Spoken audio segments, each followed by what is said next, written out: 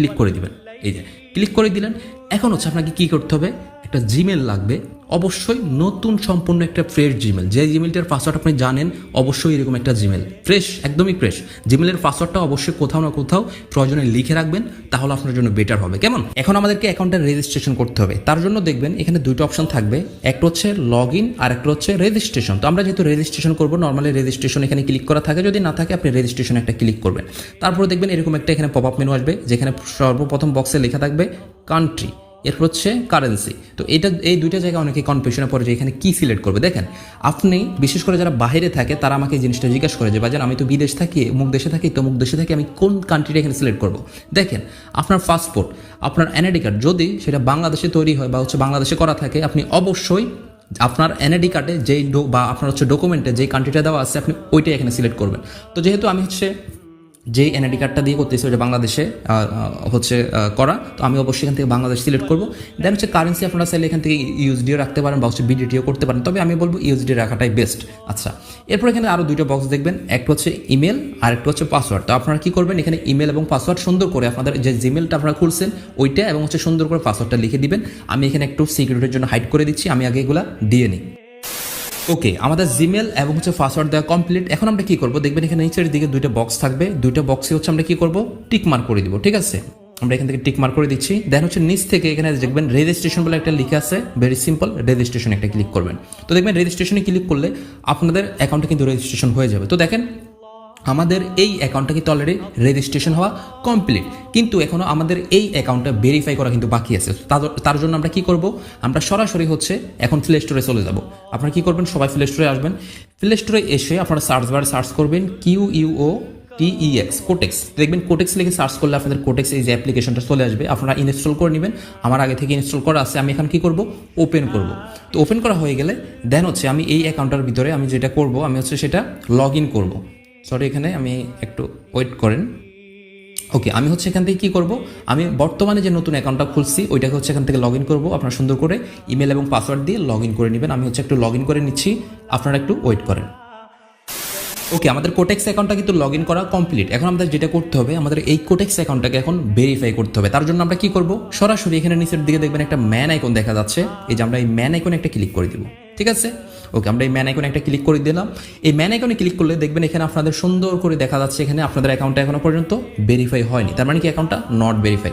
তো এখানে সর্বপ্রথম আমাদের যেটা করতে হবে, আমাদের যে জিমেলটা দিয়ে আমরা অ্যাকাউন্টটা খুলছি, সর্বপ্রথম আমাদের ওই জিমেলটাকে হচ্ছে আগে ভেরিফাই করতে হবে। তার জন্য দেখবেন এখানে আপনাদের জিমেলের ডান পাশে একটা লেখা থাকবে, এই যে আনভেরিফাই দেখা যাচ্ছে। তো আমরা এখানে কি করব, ডান পাশে দেখবেন একটা রিসেন্ট বলে একটা লিখে আছে, আমরা ভেরি সিম্পল এখানে রিসেন্ট একটা ক্লিক করব।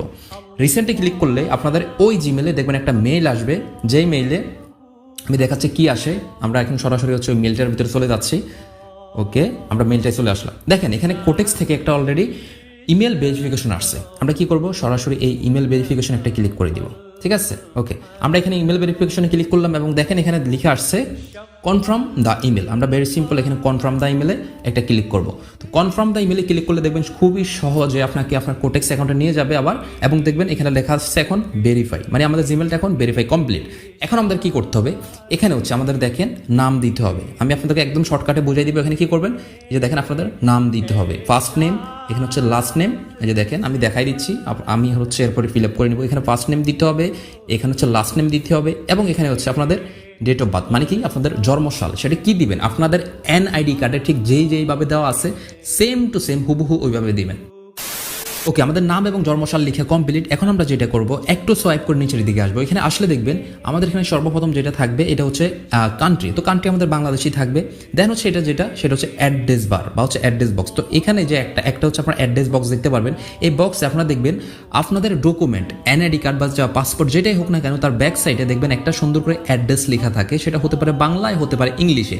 তো সেম টু সেম ওইখানে যেভাবে লেখা আছে আপনারা সেম টু সেম ওইভাবে হচ্ছে অ্যাড্রেসটা এখানে লিখে দিবেন। তো যেহেতু আমি আগে থেকে অ্যাড্রেসটা হচ্ছে কপি করে রাখছি, আমি জাস্ট হচ্ছে এখানে অ্যাড্রেসটা পেস্ট করে দিচ্ছি।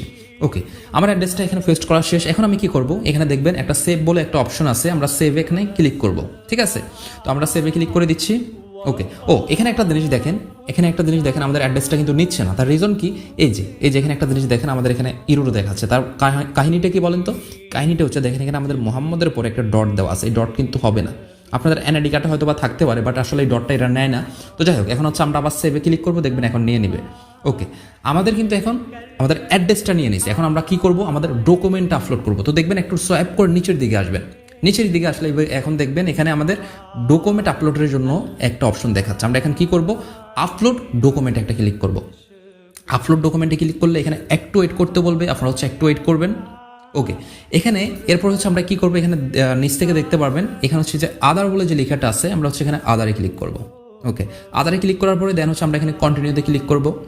কন্টিনিউতে ক্লিক করার পরে এখানে হচ্ছে এখানে আপনি কি টাইপের ডকুমেন্ট দিয়ে হচ্ছে আপনি জিনিসটা করতে চাচ্ছেন, আইডি কার্ড, পাসপোর্ট নাকি অন্য কিছু, ড্রাইভিং লাইসেন্স, ইটিসি। তো আপনারা বেশিরভাগ হচ্ছে আইডি কার্ড দিয়ে করেন, তার জন্য আমি যেহেতু আইডি কার্ড দিয়ে করতেছি আমিও আইডি কার্ডের উপর একটা ট্যাপ করব। দেখেন প্রথম বক্সটা আমি একটা ট্যাপ করে দিলাম। এখানে ক্লিক করলে আমাদের সামনে নতুন এরকম একটা ইন্টারফেস চলে আসবে। তো এখানে আসলে আমরা অনেকে মিস্টেক করি, যেটা হচ্ছে আসলে আমরা সঠিকভাবে এনআইডি কার্ডটাকে সাবমিট করতে পারি না, বিধায় আমাদের অ্যাকাউন্টটা ভেরিফাই হয় না। তো কিভাবে করতে হবে, আপনার স্ক্রিনে যদি খেয়াল করেন দেখবেন আমি আমার এনআইডি কার্ডটাকে সুন্দর করে যেভাবে লাম্বাটে করে রাখছি, মোবাইলটাকেও সেম টু সেম ভাবে লাম্বাটে করে রেখে আপনারা হচ্ছে আপনাদের ইমেজটাকে ক্যাপচার করবেন। ক্যাপচার করার পরে অবশ্যই আপনাদেরও ওই ইমেজটা হচ্ছে আপনার মোবাইলে রোটেট করে নেবেন।